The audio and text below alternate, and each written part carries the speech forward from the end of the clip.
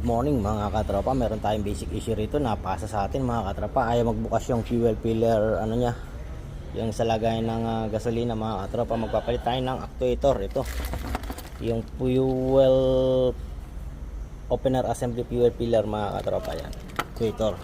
So sa pagpapalit naman mga katropa, tinanggal ko ng buo ito, buo dito mga katropa, yan. So sa paano ba tanggalin mga katropa?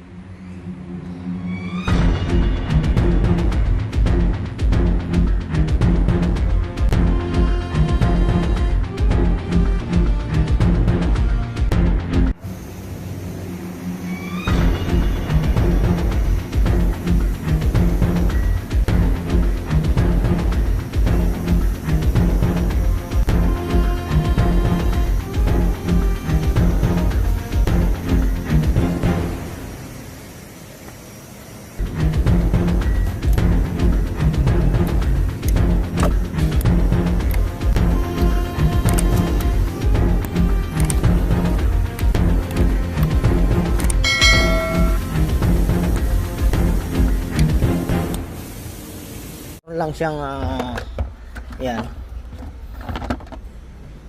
papasok lang dito yan mga katropa, nakapasok ng ganyan yan, nakapasok ng ganyan, tapos meron siyang 4 na screw, tapos siyempre nakalak yan dito, nakalak sa loob ito mga katropa, yan. So tinanggal natin yung 4 na Phillips screw, tapos ngayon tatanggalin natin tong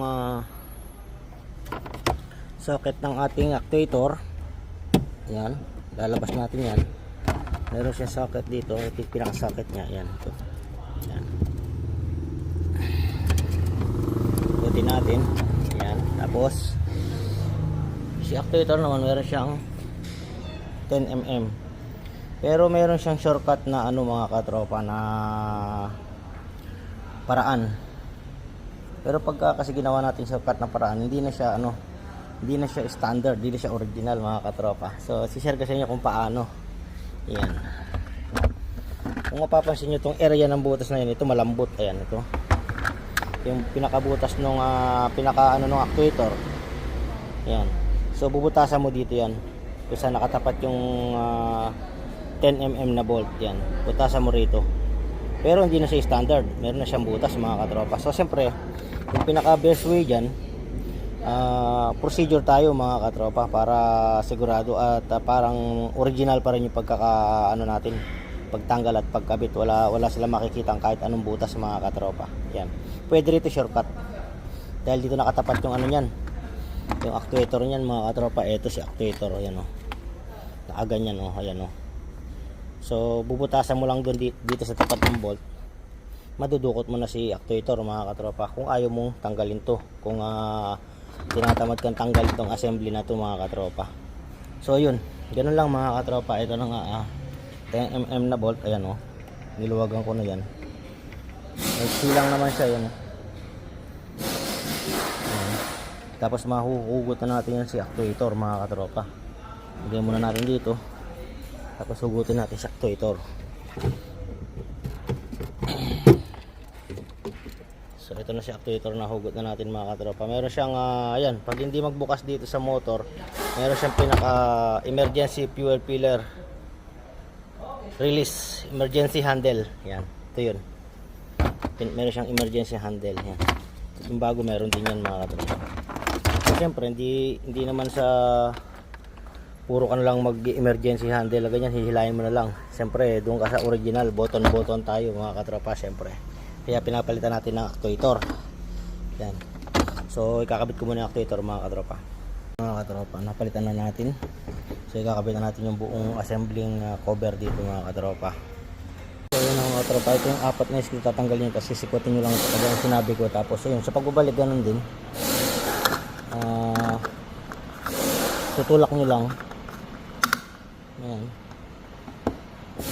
Testingin natin kung mag-work mga katropa.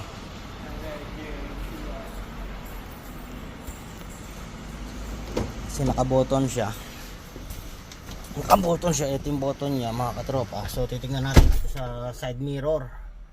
Tingnan natin kung ano, kung mag-open. Ayan. Tingnan natin kung naka-open. So yun, naka-open naman siya mga katropa. Testingin natin ulit. So pindutin natin. Ayan, ito yung kanyang button. So, testing natin. Tingnan natin kung naka-open. So yun, okay na siya mga katropa. So actuator lang yung problema niya mga katropa. Ito Sonata. Ayan, part number, opener, assembly, fuel filter, door. So yun lang mga katropa, pinasa lang sa atin, dapat sila yung gagawa dahil sila yung nagano nito. Napaka basic lang kasi mga katropa ng Sonata na to. Ayan. So naghihintay kasi tayo ng parts, kaya wala tayong magawa, kaya sa atin binigay siguro mga katropa. Kita nakatambay tayo. So yun lang mga katropa, sa pagpalit ng ating opener ng ating fuel filler.